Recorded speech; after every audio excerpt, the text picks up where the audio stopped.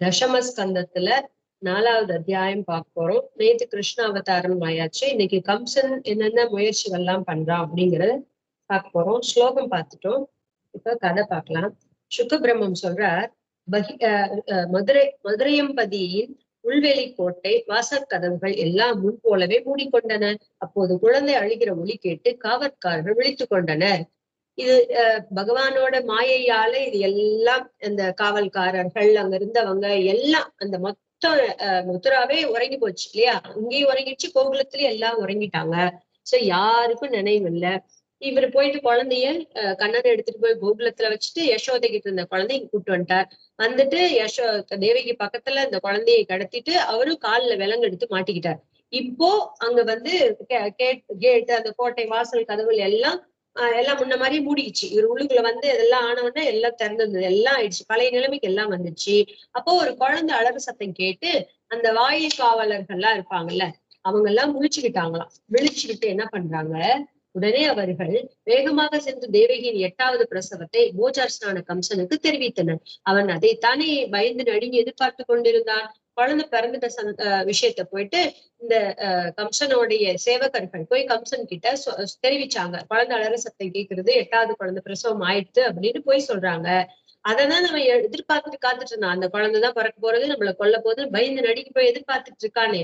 உடனே கட்டிலில் இருந்து எழுந்து, இதுதான் அவனை கொல்ல சரியான நேரம், இவன் தான் நமக்கு யமன் என்று கலங்கியவனாக தலைவிரி கோலமாக இடறி விழுந்து கொண்டு பிரசவ அறையை நோக்கி விரைவாக சென்றான்.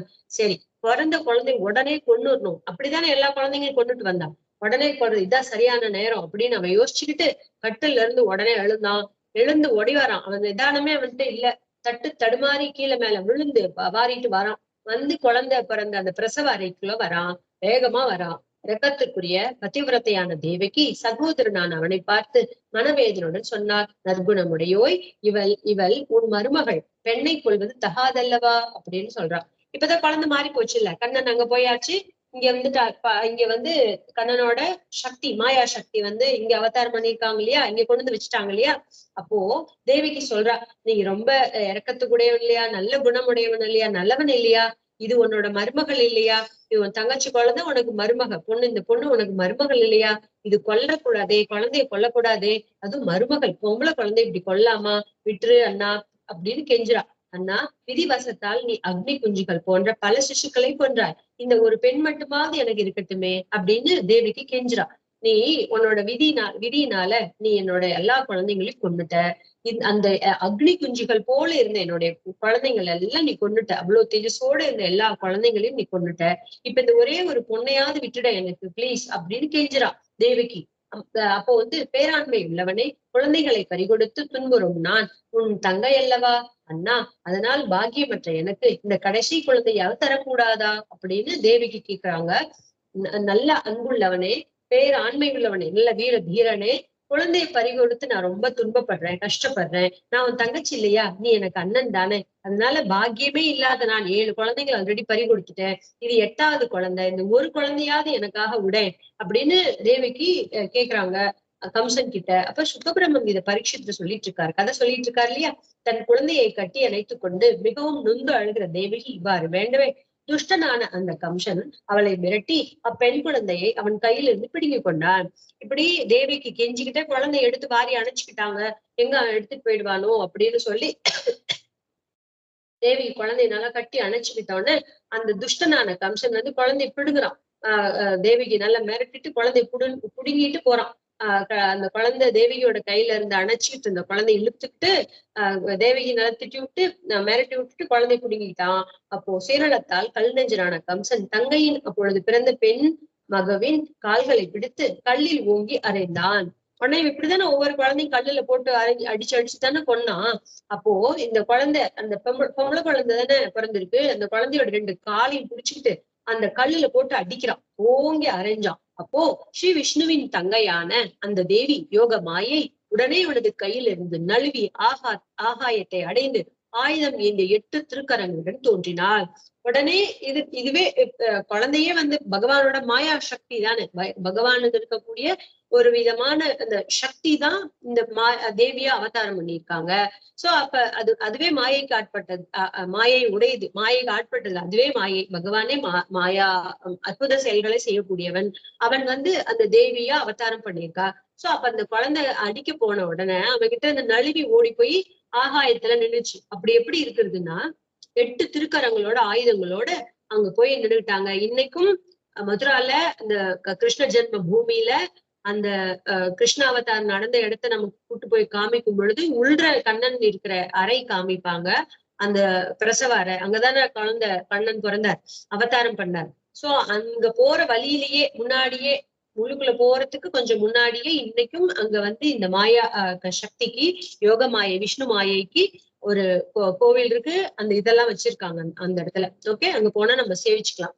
சோ ஆகாயத்தை அடைந்து ஆயுதம் ஏந்தி 8 திருக்கரங்களுடன் தோன்றினாள். யார் இது? விஷ்ணுவோட தங்கையான தேவி யோக மாயை, விஷ்ணு மாயைன்னு சொல்லக்கூடியவர். தெய்வத்தன்மை மிக்க மாலைகள், ஆடைகள், நறுமண பூச்சுக்கள், ரத்தின ஆபரணங்கள் கொண்டு வில், சூலம், பானம், கேடயம், கத்தி, சங்கு, சக்கரம், கதை ஆகியவற்றை கைகளில் ஏந்தி வழிபாட்டிற்குரிய பொருட்கள் ஏந்திய சித்தர், சாரணர், கந்தர்வர், அப்சரசுக்கள், கிண்ணறர்கள், நாகர் இவர்கள் துதிக்க நின்ற அந்த தேவி இவ்வாறு கூறலானாள். கையில எட்டு திருக்கரங்கள், 8 திருக்கரங்களே 8 விதமான ஆயுதம் தாங்கிட்டு இருக்கா தேவி. நல்ல அழகான ஆடை ஆபரணங்கள், நல்ல நறுமண பூச்சிக்கள் இதெல்லாம் கொண்டுட்டு கைகள் ஏந்தினவாறு இந்த மாதிரி தேவர்கள், சித்தர்கள் எல்லாரும், சித்தர்கள், சாரணர்கள், கந்தர்கள், அப்சரஸ் பெண்கள் எல்லாரும், நாகர்கள் எல்லாரும் இந்த தேவியை ஸ்தோத்திரம் பண்றாங்க. உடனே என்னை கொல்வதால் என்ன பயன்? உன்னை கொல்லவிருக்கிற உன் பழைய எதிரி எங்கோ பிறந்திருக்கிறான். எளிய சிசுக்களை வீணாக கொள்ளாது என்று உரக்க கூறிவிட்டு பகவதியான யோக மாயையை பூமியில் பல பெயர்கள் கொண்ட பல க்ஷேத்திரங்களில் பல பெயர்களுடன் வழிபட நின்றாள். அப்ப பகவான் ஏற்கனவே சொல்லியிருக்காருல்ல, நீ இந்தந்த பெயர்களால எல்லாம் உலகத்துல பிரசித்தமா இருப்ப, உன்னை எல்லாரும் கொண்டாடுவாங்க, உடனே வரம் கொடுக்குறவளா இருப்ப அப்படின்லாம் சொல்லியிருந்தார் இல்லையா. அதே போல தேவி சொல்றாங்க, நீ ஒரு முட்டாள், நீ மூடன், என்னை கொல்றதுனால உனக்கு என்ன பயன்? உன்னோட எதிரி உன்னை கொல்றதுக்காக அவதாரம் பண்ணியிருக்காரே, அவரு வேற எங்கேயோ பறந்திருக்கார். நீ வந்து என்னை கொல்றதுனால உனக்கு ஒரு பிரயோஜனமும் கிடையாது. சின்ன சின்ன குழந்தைங்களை, சிசுக்களை இப்படி வீணா கொள்ளாது நீ அப்படின்னு ரொம்ப சத்தமா கம்பீரமா பகவதி யோகமாயை சொல்லிட்டு பூமியில பல பெயர்கள் கொண்ட பல க்ஷேத்திரங்களில் பல பெயர்களுடன் வழிபட நின்றாள். இப்படி போயிட்டு சொல்லிட்டு தேவியானவள் இப்படி எல்லா க்ஷேத்திரங்களிலும் போய் எல்லாரும் துதிக்கிற வண்ணம் தேவியானவள் இருக்கிறாள் அப்படின்னு சொல்றாங்க. அவள் கூறியதை கேட்டு பெரும் வியப்படைந்த கம்சன் தேவியையும் வசுதேவரையும் சிறையிலிருந்து விடுவித்து வணக்கமாக கூறலானான். இவ சொன்னதை பார்த்துட்டு யோக மாயா பகவதி சொன்னதை கேட்டு, விஷ்ணு மாயை சொன்னதை கேட்டு இவனுக்கு ரொம்ப ஆச்சரியம் தாங்க முடியல கம்சனுக்கு. தேவிக்கு வசுதேவரையும் சிறையில இருந்து விடுவிச்சுட்டான். விடுவிச்சுட்டு அவங்கள பார்த்து வணக்கத்தோட ரொம்ப பவ்யமா சொல்றான், சகோதரியின் கணவரே, பாவியான நான் மனிதனை தின்கின்ற அரக்கன் தன் குழந்தையே கொள்ளுவது போல உங்கள் 20 குழந்தைகளையும் அழித்தேன். அந்தோ பரிதாபம் அப்படின்னு சொல்றான். நான் எப்படிப்பட்ட கெட்டவனா இருப்பேன்? மனுஷங்களை நரமாமிஷம் சாப்பிடுற அரக்கன் மாதிரி நான் நடந்துகிட்டேனே. உங்களோட குழந்தைங்களை கொள்வது போல உங்கள் 20 குழந்தைகளையும் அழிச்சேனே. மனிதனை தின்கிற அரக்கன் தன் குழந்தைய கொள்ளுவானாம். அரக்கன் என்ன பண்ணுவான்? அவன் நரமாம்சம் திங்கிறதுக்காக தன்னுடைய குழந்தைய கொண்டு சாப்பிடுவான்ல. அது போல உங்கள் 20 குழந்தைகளை நானே அழிச்சிட்டேனே. சகோதரியின் கணவரே, நான் பாவி அப்படின்னு சொல்றான். உறவினர் மற்றும் நண்பர்கள் இழந்த இரக்கமில்லாத துஷ்டனான நான் உயிரோடு இருப்பினும் சவத்திற்கு ஒப்பானவனே. பிரம்மஹத்தி போன்ற சிசுஹத்தி செய்த நான் எந்த லோகங்களை அடைவேனோ தெரியலையே அப்படின்னு புலம்புறான். இந்த மாதிரி உறவினர்கள் மற்றும் நண்பர்களை இழந்த இரக்கமில்லாத துஷ்டன் நான் எல்லா உறவுகளையும் இருந்துட்டேன், நண்பர்களையும் இருந்துட்டேன். அப்பேற்பட்ட துஷ்டன் நான். உயிரோடு இருந்தும் ஒண்ணு, இல்லாதது ஒண்ணு. இருந்தாலும் நான் செத்த பொணத்துக்கு சமம். பிரம்மஹத்தி தோஷம் பிடிக்குமே. ஒரு குழந்தைய சிசுவை கொன்னாலோ இல்ல பிராமணருக்கு கொன்னாலோ பசுவை கொன்னாலோ இதெல்லாம் கொண்டா நமக்கு பிரம்மஹத்தி தோஷம் பிடிக்கும்னு சொல்லுவாங்கல்ல.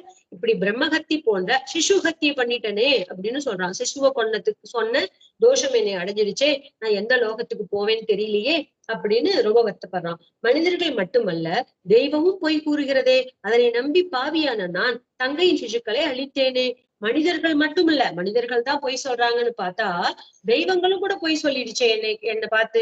பாவியான நானும் அதையும் நம்பிட்டு உன்னோட குழந்தைகள் எல்லாம், தங்கையோட குழந்தையான உங்க குழந்தைகள் எல்லாம் அழிச்சிட்டனே அப்படின்னு கம்சன் புலம்புறார். பெருந்தன்மையுள்ள நீங்கள் தன் கர்ம பலனை அனுபவிக்க வந்த குழந்தைகளை பற்றி வருந்தாதீர்கள். விதிக்கு வசப்பட்ட உயிர்கள் எப்போதும் ஓரிடத்தில் கூடி வாழ முடிவதில்லை அப்படின்னு ரொம்ப அழகா கம்சன் சொல்றான். நம்ம நிறைய இதுக்கு முன்னாடி பாகவத்திலே பார்த்தோம். எப்பேற்பட்ட அரக்கர்கள், ராவணன், அந்த மாதிரி நிறைய பேர் எல்லாம் நம்ம பார்த்தோம். எப்பேற்பட்ட அட்வைஸ் எல்லாம், எப்பேற்பட்ட தத்துவோபதேசம் எல்லாம் பண்ணியிருக்காங்க, நம்ம ஏற்கனவே பார்த்தோம் இல்லையா? அது போல இந்த கம்சனும் சொல்றான், உங்களுடைய குழந்தைங்களை நான் கொன்னுட்டேன். அதுங்கெல்லாம் எதுக்குடி வந்துச்சு? கர்மத்தை அனுபவிக்கிறதுக்காக பூமிக்கு வந்தது. இப்ப நம்ம எல்லாம் வந்திருக்கோம், பிறந்திருக்கோம்னா நம்ம இப்படி எல்லாம் இந்த லௌகிக்க வாழ்க்கைய வாழ்றதுக்கு வரல. இது நிறைய தடவை நம்ம சொல்லியிருக்கோம். பஞ்ச ஆகுத்தின்னு சுவாமி அடிக்கடி நம்ம சொல்லியிருக்கோம், கேள்விப்பட்டிருக்கோம். அந்த சரீரம் கிடைக்கிறதுக்கு உண்டான காரணம், இந்த பிறவி கிடைக்கிறதே நமக்கு கர்மங்கள், போன ஜென்மங்கள்ல எல்லாம் சேர்த்து வச்சிருக்க கர்மங்களை கழிக்கிறதுக்காக நமக்கு பிறவி கிடைக்கிறது, சரீரம் கிடைக்கிறது. அப்படியேற்பட்ட சரீரம் கிடைக்கிற அந்த குழந்தைங்களை நான் கொன்னுட்டனே, அந்த கர்மத்தை அழிக்க வந்த குழந்தைங்களை நான் கொன்னுட்டனேன்னு கம்சன் ஃபீல் பண்றான். பெருந்தன்மையுள்ள நீங்கள் தன் கர்மங்களை அனுபவிக்க வந்த குழந்தைகளை பற்றி வருந்தாதீர்கள். அவங்க கர்மங்களை அனுபவிக்க வந்த குழந்தைகளை பத்தி நான் கொண்டுட்டனே, நீங்க கவலைப்படாதீங்க. விதிக்கு வசப்பட்ட உயிர்கள், விதிக்கு அதாவது அதனுடைய அது கர்ம வினைக்கு வசப்பட்ட உயிர்கள் எப்போதும் ஓரிடத்தில் கூடி வாழ முடிவதில்லை. எல்லாம் ஒரே இடத்துல சேர்ந்துலாம் வாழ முடியாது. அங்கேவா இருக்க போறது? மாத்தி மாத்தி ஜென்மம் பண்ணிக்கிட்டு தானே இருக்க போகுது அப்படிங்கிற அர்த்தத்துல சொல்றாங்க. பூமியில் தோன்றியவை பூமியில் மறைகின்றன. பூமியில் தோன்றிய பொருட்கள் மறைந்தாலும் பூமி மறையாதிருப்பது போல இந்த ஆத்மா மறைவதில்லை. இந்த கருத்தை தான் அந்த இடத்துல சொல்லியிருக்காங்க. பூமியில் தோன்றின பொருட்கள் எங்க இருந்து தோன்றுச்சோ அங்கேயே மறைஞ்சது இல்ல. இந்த பூமியில இருந்துதான் இப்ப மண்ணு தோன்றுது. ஒரு குடத்தை உருவாக்குறோம் மண்ணால குடம், மகள்ல நிறைய உதாரணம் நம்ம பார்த்திருக்கோம். எந்த ஒரு பொருள் உருவானாலும் அதுலயே அது மண்ணாயி மக்கி உடைஞ்சி செல்லா ஆகி திரும்பி மண்ணா அதுக்குள்ளேயே தானே போறது. அது போல இந்த பூமியில இருந்து உண்டான வஸ்துக்கள் எல்லாமே பூமியில் தோன்றியவை பூமியிலே மறைஞ்சு போறது. பூமியில் தோன்றிய பொருட்கள் மறைந்தாலும் பூமி மறையாதிருப்பது போல, எப்படி பூமியில தோன்றின வஸ்துக்கள் மறைஞ்சாலும் அந்த பிரளய காலம் வரும் வரை பூமி அழியாது இல்லையா? பூமி எப்படியேதான் இருக்கும். அது போல ஆத்மா மறையறது இல்ல. ஆத்மா உள்ளுக்குள்ள இருக்கார். அந்த சரீரம் தான் இந்த பூமியினால ஆன வஸ்து தானே, இந்த பஞ்ச பூதங்களால ஆன உடம்பு தானே நம்ம சரீரம். இந்த சரீரம் தானே நம்மளுடைய இததானே ஆத்மா தாங்கிட்டு இருக்கு. சோ இப்ப இந்த சரீரம் இந்த பூமியில இருந்து உருவாச்சு, இந்த பிரகிருத்தில இருந்து உருவாச்சு. இது அழியுமே தவிர ஆத்மா அழியாது. ஏன்னா அது நித்தியமானது, சத்தியமானது. அதனால ஆத்மா மறைவதில்லை அப்படின்னு சொன்னார். மண்ணால் வணையப்பட்ட குடம் அழிந்தாலும் மண் வழிதில்லை. நான் இப்பதான் சொன்னேன் இல்லையா? மண்ணால பண்ணப்பட்ட குடம் அழிஞ்சாலும் மண்ணுங்கிற தத்துவம் அழியறது இல்லைல்ல, அதுக்குள்ளேதான் இருக்கு, பூமிக்குள்ளேயேதான் இருக்கு. அதே போல இவ்வுடல் அழிந்தாலும் ஆத்மா அழிவதில்லை. அது போல இந்த சரீரத்துக்குள்ள இருக்கிற ஆத்மா, நான் சொல்லக்கூடிய ஆத்மா, இது அழியாதது. இந்த சரீரம் அழியக்கூடியது அப்படின்னு சொல்றான். இவ்வாறு உண்மை அறியாதவனுக்கு ஆத்மா அல்லாத உடலில் ஆத்மா என்ற எண்ணம் உண்டாகிறது. இது நிறைய தடவை பார்த்துட்டோம். தேகாபிமானம்னு சொல்லுவோம் இல்லையா? தேகத்திலே அபிமானம் வச்சிருக்கிறது. ஆத்மா தேகமே ஆத்மா அப்படின்னு நினைச்சுக்கிறோம் இல்லையா? நம்மளுடைய மோகம், மயக்கம், இந்த மாயைக்கு உட்பட்டு நம்ம என்ன நினைச்சுக்கிறோம்? சரீரம் வேறு ஆத்மா வேறுங்கிற நிறைய புரிஞ்சிக்காம, அது புரிஞ்சாலும் அதை நம்ம ஃபாலோ பண்றது இல்ல. இந்த சரீரமே நம்மளுடைய ஆத்மா அப்படின்னு நினைச்சுக்கிறோம். அதாவது தேகாபிமானம்னு சொல்லுவாங்க. தேகத்துல அபிமானம் வச்சுக்கிட்டு இருக்கிறோம் நம்ம. இவ்வாறு உண்மை அறியாதவனுக்கு ஆத்மா அல்லாத உடல், இது ஆத்மாவே கிடையாது. இந்த சரீரம் ஆத்மாவே கிடையாது, இது அழியக்கூடியது. ஏன்னா ஆத்மா அழியாதது.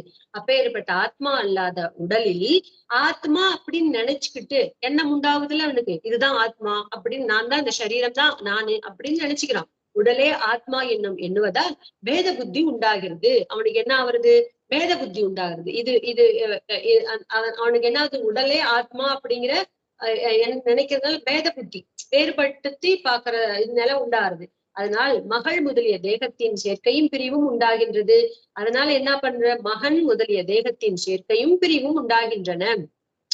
அதாவது அதனாலதான் அவனுடைய இப்ப சொல்லுவாங்க, ஆண்கே ஆண் வாரிசுன்னு சொல்றோம், பெண் வாரிசுன்னு ஏன் சொல்றது இல்ல அப்படின்னா, பெண்ணு ஒரு கருவை தாங்கறதுக்கு உண்டான சக்தி, அதுக்குண்டான அமைப்பு தான் பெண்ணுக்கு இருக்கு.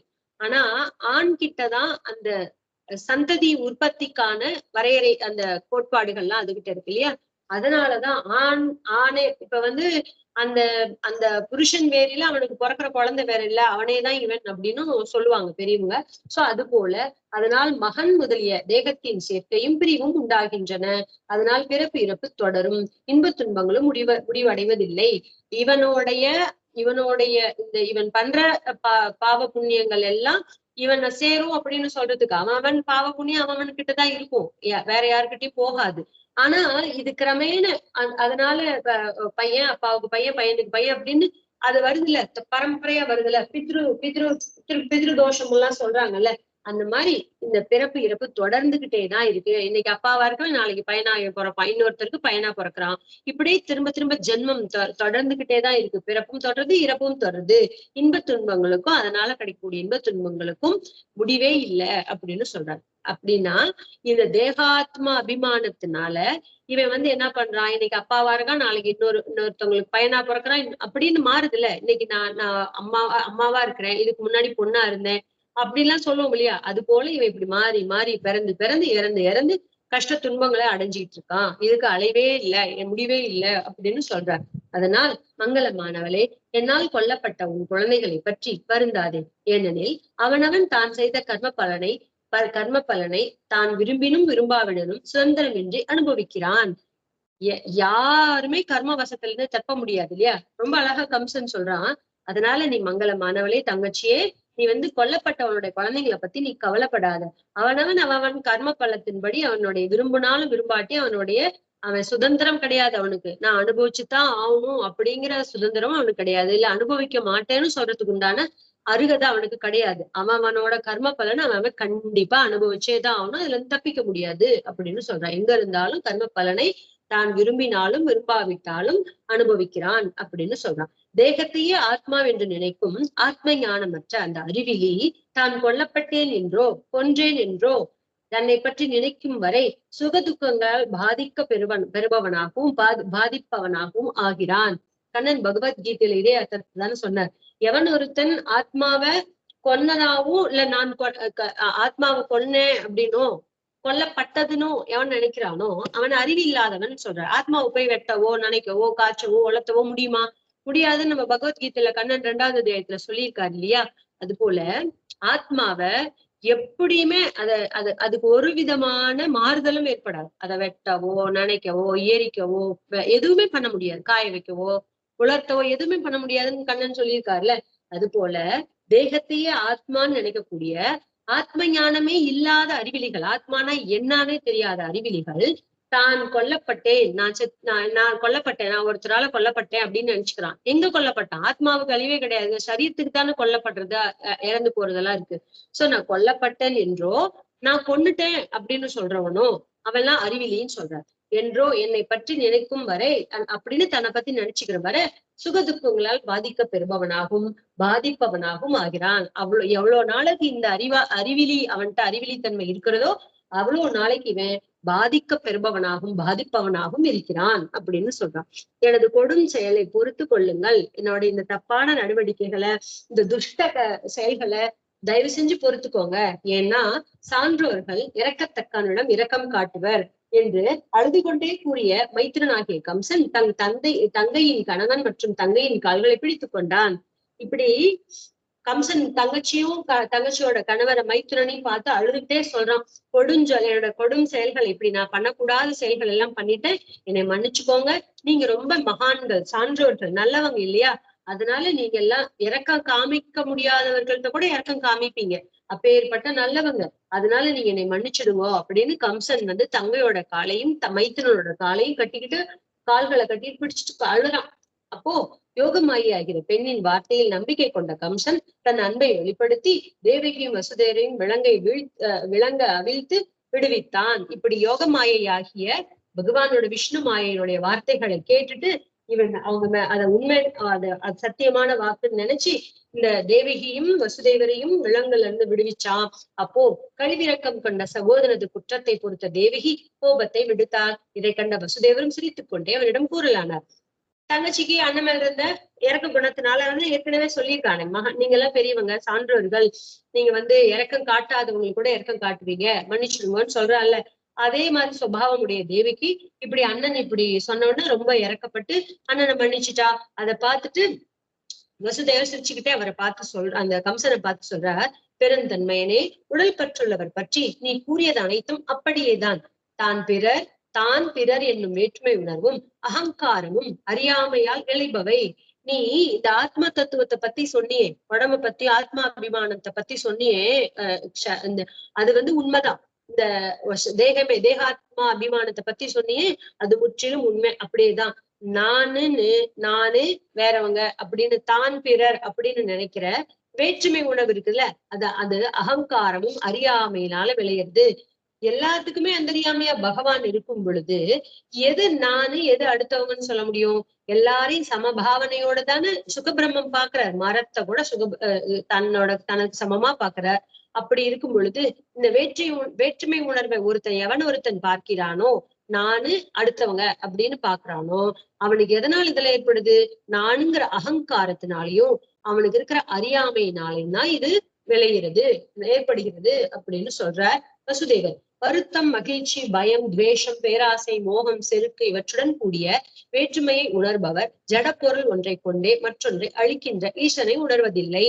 இப்படி எல்லா விதமான இந்த மனசோடைய பாவனைகள் தானே எல்லாமே. வருத்தம், மகிழ்ச்சி, பயம், துவேஷம், பேராசை, மோகம், செருக்கு, அகங்காரம்னு சொல்லக்கூடிய செருக்கு, இதெல்லாம் இவற்றோடு கூடிய வேற்றுமை உணர்பவர். இது எதனால ஏற்படுது?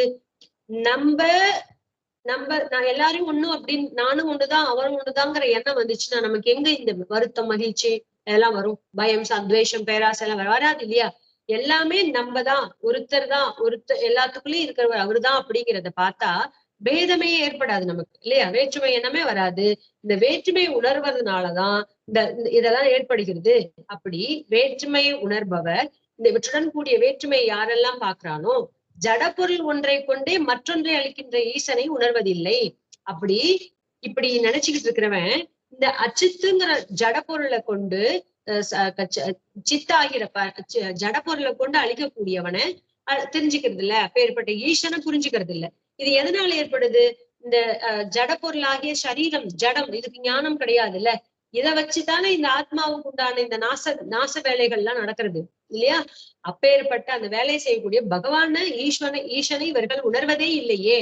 தன்னையே உணராத, ஆத்மாவே உணராத போது இவன் எங்க இருந்து ஈசனை உணர போறான் அப்படிங்கிற அர்த்தத்துல சொல்றார். இத சுகபிரம்மம் பரீட்சித்துல சொல்றார். இவ்வாறு கபடமின்றி தூய்மையுடன் மனம் தெளிந்த தேவகி வசுதேவர்கள் பேசவே கம்சன் அவர்களது அனுமதி பெற்று தன் மாளிகையை அடைந்தான். அப்படி கொஞ்சம் கூட கல்மஷம் இல்லாம கபடம் இல்லாம பேசிய தேவகி வசுதேவரை பார்த்து கம்சன் அவங்க கிட்ட பார்த்து மனஸ்தெளிவோட அவங்க இருக்காங்க. அவங்கள பார்த்த கம்சன் அவங்க கிட்ட பர்மிஷன் வாங்கிட்டு சரி ஓகே நான் கிளம்புறேன்னு சொல்லிட்டு அவனோட அரண்மனைக்கு போயிட்டான். அன்றிரவு கழிந்ததும் கம்சன் அமைச்சர்கள் அழைத்து யோக மாயை கூறியது அனைத்தையும் அவர்களிடம் கூறினான். அன்னைக்கு நைட்டே மீட்டிங் போட்டான், சபாவை கூட்டுறான், அமைச்சர்கள் எல்லாம் கூப்பிடுறான். கூப்பிட்டுட்டு யோக மாயை என்ன சொன்னாலும் அதெல்லாம் அவங்க கூட டிஸ்கஸ் பண்றான். தேவர்களின் எதிரிகளை தீர்க்க ஆலோசனையற்ற அந்த அசுரர்கள் அரசன் கூறியதை கேட்டு தேவர்களிடம் கொண்ட பகைமையால் அவனிடம் கூறலாயினர். இவங்களுக்கு எல்லாம் தேவர்களை பார்த்தாலே ஆகாது இல்லையா? இவங்க எல்லாம் கம்சனோட நண்பர்கள். கம்சன் இப்ப நல்லவனாதான் இருக்கான், ஆனா கூட இருக்க மந்திரிகள்லாம் அவங்களாம் தேவர்களின் எதிரிகளான இவங்க எல்லாம் தீர்க்க ஆலோசனை பண்ணிட்டு அந்த அசுரர்கள் எல்லாம் அரசன் கூறியதை கேட்டு தேவர்களிடம் இருக்கக்கூடிய அந்த பகைமை உணர்ச்சியினால அவங்கிட்ட சொல்றாங்க, கம்சன் கிட்ட, போஜ அரசனே, அவ்வாறாயின் உங்களை கொல்ல போகிறவன் எங்கேயோ பிறந்திருப்பது உண்மையானால் நகரிலும் கிராமங்களிலும் ஆயர்பாடுகளிலும் பிறந்து 10 நாட்கள் கூட ஆகாத மற்றும் 10 நாட்களே ஆன குழந்தைகளை கொன்று விடுவோமே அப்படின்னு இவனுங்க இந்த மந்திரிகள்லாம் அவங்கள்ட்ட ஆலோசனை சொல்றான். சொன்ன உடனே யோகமா என்ன சொல்லிச்சு, அந்த குழந்தை பிறந்திருக்குன்னு சொல்லியிருக்கு, அப்படின்னா நம்ம அந்த மாதிரி இருக்கிற குழந்தைய கொண்டுடலாமே அப்படின்னு இந்த மந்திரிகள்லாம் ஆலோசனை சொல்றாங்க. போஜராஜனே அப்படின்னு இருக்கும்போது யோகமாய சொல்ற மாதிரியே உன்னை கொல்ல போறவன் எங்கேயோ பிறந்திருக்கான்னு சொல்ற மாதிரி எங்க பிறந்திருந்தாலும் நகரத்திலயோ கிராமத்திலயோ ஆயர்பாடியிலயோ எங்கேயோ பிறந்து 10 நாள் ஆன குழந்தைய ஆகாத மற்றும் 10 நாட்களே ஆன குழந்தை, 10 நாள் ஆயிருந்தாலும் இல்ல 10 நாள் ஆகாம இருக்கு, 10 நாளைக்கு கீழே இருக்கிற எல்லா குழந்தைகளும் கொண்டுடலாமே, அப்ப ஒரு ஆபத்து இல்லையே அப்படின்னு இந்த மந்திரிகள்லாம் ஆலோசனை சொல்றாங்க. உமது வில்லின் நாண ஓசைகளால் மனநடுக்கமும் போரில் பயமும் கொண்ட தேவர்கள் உம்மை எதிர்க்க முயன்றுதான் என்ன செய்ய போகிறார்கள்? உன்னோட வில்ல பார்த்து நீ சண்டை பண்றதை பார்த்தாலே எல்லாரும் பயந்துக்கிறாங்க. அப்பேற்பட்டவங்க போரில் பயம் கொண்டு போயிருக்க தேவர்கள் உன்னை எதுக்கு முயன்று என்ன செய்ய போறாங்க? நீ அந்த குழந்தைய கொன்னுடு இந்த மாதிரி எந்த குழந்தைதான் கொன்னுடு. உன்னை பார்த்து பயந்து நடுங்குற அந்த தேவர்கள் உன்னை கிட்ட என்ன செய்ய போறாங்க? உன்னை வந்து செய்ய மாட்டாங்கன்னு சொல்றான். பானங்களை தொடுப்பதில் சிறந்த தங்களது பானங்களால் அடிபட்டு உயிர் வாழ எண்ணிய தேவர்கள் போரை விட்டு திசையிலுமெல்லாம் ஓடினார்கள். தேவாசுர யுத்தத்தின் பொழுது இந்த பானங்களை தொடுப்பதில் சிறந்தவனான இருந்த உங்களோட பானங்களால அடிபட்ட அந்த தேவர்கள் எல்லாம் நாலா திசையும் ஓடி போயிட்டாங்களே, பயந்து உயிர் பிழைச்சா போதுன்னு பயந்து ஓடி போயிட்டாங்களே. அவங்க வந்து உன்னை என்ன செய்ய போறாங்க? நொந்து போன சில தேவர்கள் ஆயுதங்களை கீழே வைத்து வணங்கினார்கள். சில பேர் என்ன பண்ணாங்க? சில பேர் ஓடியே போயிட்டாங்க உன்னுடைய வில்லுக்கு பயந்து. சில பேருக்கு ஆயுதத்தை கீழே வச்சுட்டு உனக்கு நமஸ்காரம் பண்ணாங்க. அப்புறம் இன்னும் சிலர் இடுப்பாடையும் தலைமுடியும் அவில நாங்கள் பயந்துள்ளோம் என்று கூறி வணங்கினார்கள். இன்னும் சில பேர் அவங்க இடுப்புல இருக்க ஆடைகள் எல்லாம் விலக தலைமுடி எல்லாம் களைஞ்சு போய் நாங்க ரொம்ப பயந்துருக்கோம், எங்களை விட்டுடு அப்படின்னு நமஸ்காரம் பண்ணாங்களே உனக்கு, நீ அப்பேற்பட்ட பராக்கிரமசாலியாச்சே அப்படின்னு இந்த மந்திரிகள் எல்லாம் சொல்றாங்க கம்சன்கிட்ட. நீங்கள் தான் அஸ்திர சஸ்திரங்கள் இழந்தவர்களையும் தேரில்லாதவர்களையும் பயந்தவர்களையும் வேறு ஒருவரோடு போரிடுபவரையும் போரிலிருந்து ஓடியவரையும் வில் முறிந்தவரையும் போரிடாதவரையும் துன்புறுத்துவதில்லையே. அப்பேற்பட்ட அந்த தேவர்கள் உங்களுக்கு பயந்து ஓடி போயிட்டாங்களே, ஏன் ஓடினாங்க? நீங்க தான் இந்த யுத்த நியமங்கள்லாம் இருக்குல்ல, யுத்தத்துல இதெல்லாம் இருந்தா இப்படி எல்லாம் பண்ணக்கூடாதுன்னு சில நியமங்கள் இருக்குல்ல, அதன்படி அப்படியே ஃபாலோ பண்றவராச்சே நீங்கன்னு சொல்றான். அஸ்திர சாஸ்திரங்களை இல்லாதவங்க கிட்ட போர் புரியக்கூடாது. தேருக்கு தேர் சமமா இருக்கிறவங்க கிட்டதான் போர் புரியணும். இவனும் தேர்ல இருக்கணும், அவனும் தேர்ல இருக்கணும். ஒருத்தர் தேர்ல இருந்து ஒருத்தர் கீழே இருந்து போர் புரிய மாட்டாங்க.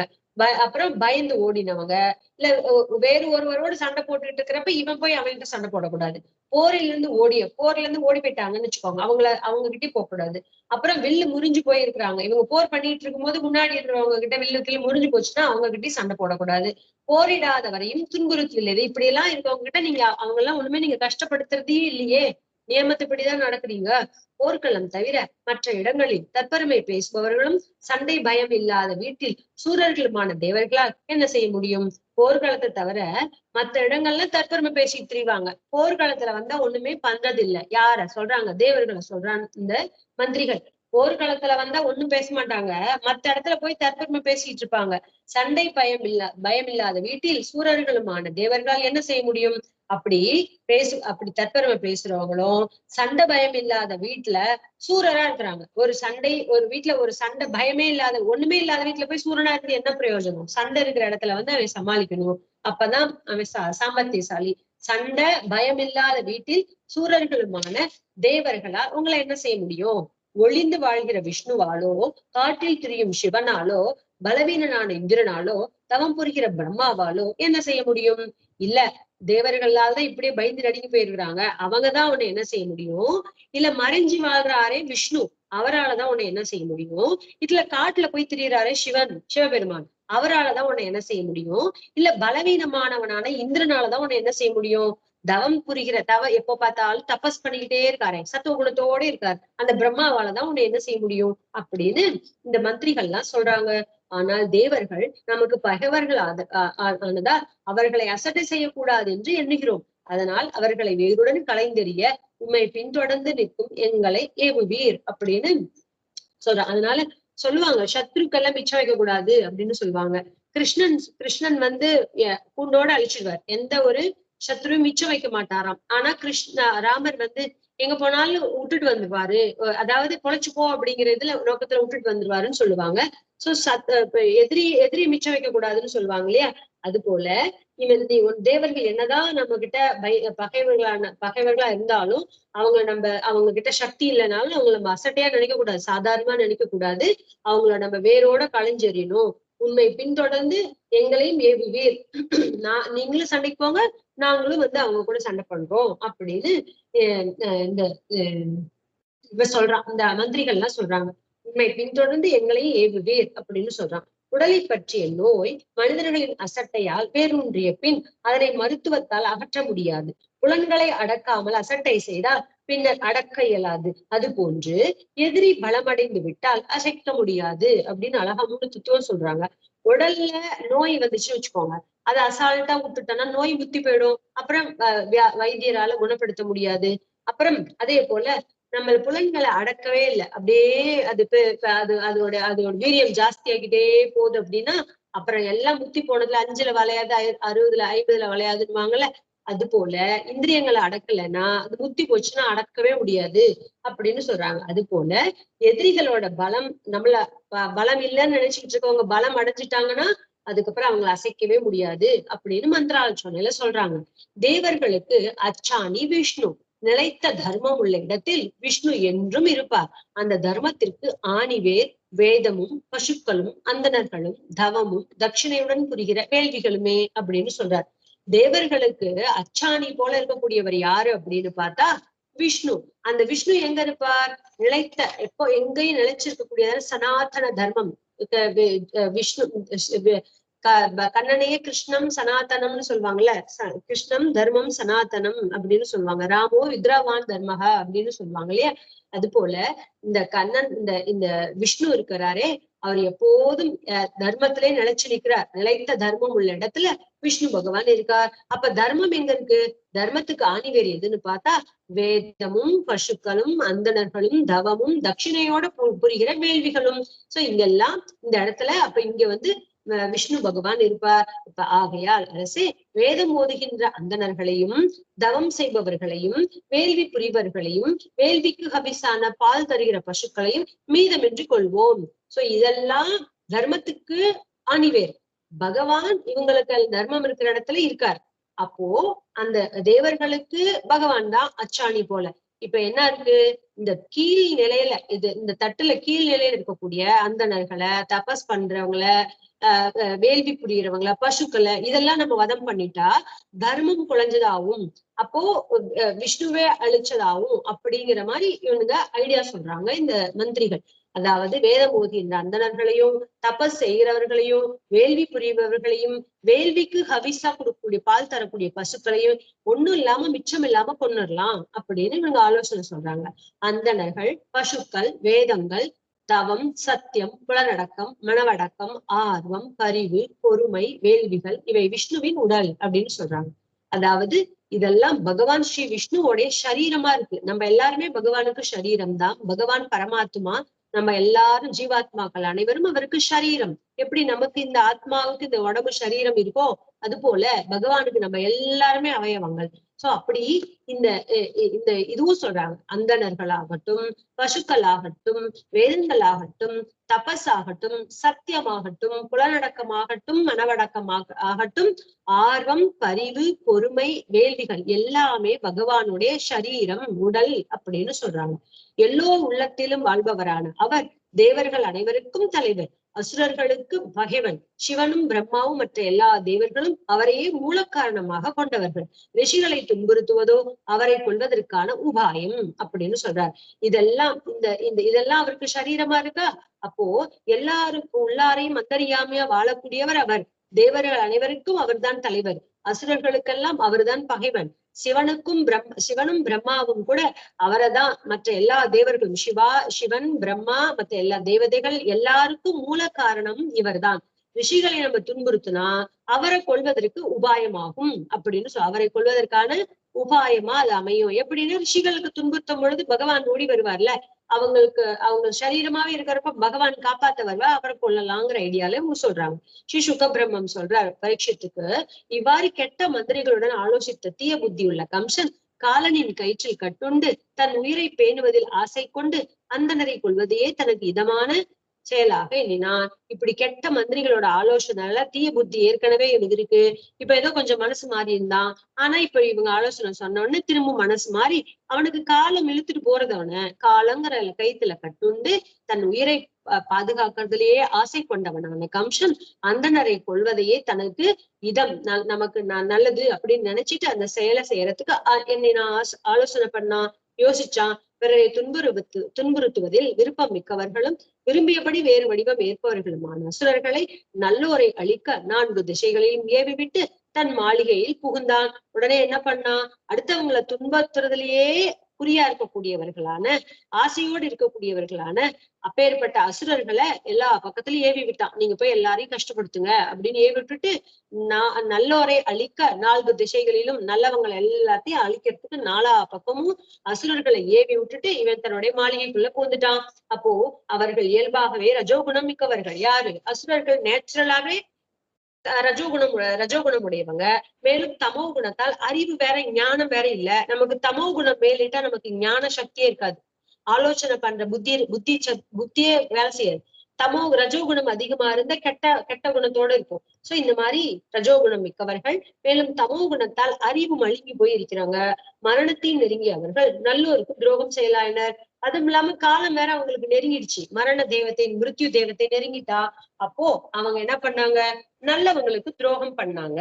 அதனாலதானே பகவான் அவதாரம் சொல்றாருல, எப்பப்பெல்லாம் லோகத்துல தர்மத்துக்கு தலைக்குனிவு ஏற்படுகிறதோ, சாதுக்களுக்கு கஷ்டம் ஏற்படுகிறதோ, அப்ப நான் தர்மத்தை நிலைநாட்டுறதுக்கும் சாதுக்களை ரட்சிப்பதற்கும் நான் அவதரிக்கிறேன் ஒவ்வொரு யுகத்திலையும் அப்படின்னு கண்ணன் சொல்றாரு இல்லையா. அது போல இவங்களுக்கு மரண தருவாயும் வந்துருச்சு. அதனால நல்லவங்களை துன்புறுத்த ஆரம்பிச்சான். நல்லோருக்கு துரோகம் செய்ய ஆரம்பிக்கிறார்கள். பெரியோர்களிடம் பகைமை கொண்டு அவமதிப்பது என்ற ஒரு குற்றம் ஒருவருடைய ஆயுள், செல்வம், புகழ், தர்மம், புண்ணிய லோகங்கள், நற்பயன், எல்லா உயர்வுகள் ஆகிய அனைத்தையும் அழித்து விடுகிறது.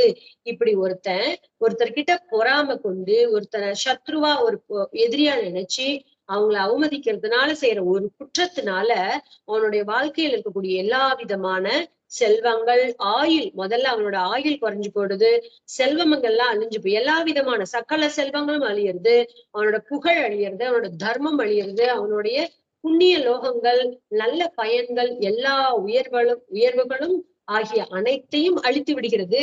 எது? அந்த பகைமைங்கிற எண்ணம், அடுத்தவங்களுக்கு கெடுதல் பண்ணணுங்கிற எண்ணம் அவனுடைய இத்தனை செல்வங்களையும் அழித்து விடுகிறது. அப்படிங்கிறதோட ஸ்ரீமத் பாகவதத்தோடைய 10வது ஸ்கந்தத்துல 4வது அத்தியாயம் முடிகிறது. நாளைக்கு 5வது அத்தியாயம் பார்க்கலாம். ராம் ராம்.